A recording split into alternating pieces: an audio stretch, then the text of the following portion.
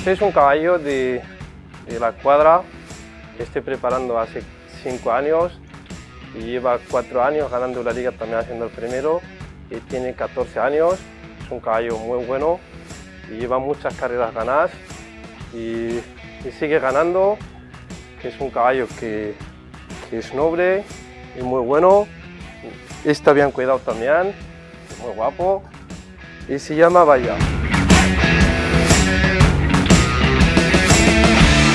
Por su color y por las patas negras y todo, lo llaman Bahía. Este es un caballo del tiro arrastre, que bajan del monte, son potros que los bajan para trabajar aquí en el campo. Pero normalmente que el trabajo en el campo ya no queda, ya no se trabaja mucho en el campo con los caballos. Ahora la maquinaria se ha quitado los caballos. Y estos caballos, si no fuera por ir a concursar en el tiro arrastre, se fueran ido al matadero, se fueran ido al consumo humano.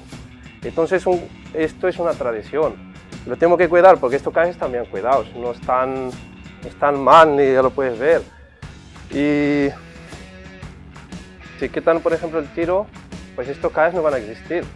Si directamente de las montañas de potro irán al matadero. Bueno, los caballos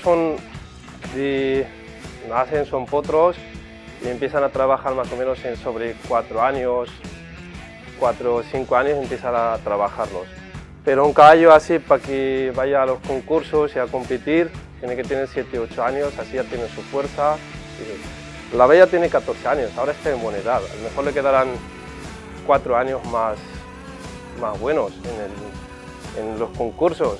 Y después, cuando pasa esos 4 años, ya a jubilarlos, ya se dejamos para pasear y están en buena vida también, como las personas. Cuando se jubilan, pues a estar ahí viviendo la vida tranquilamente.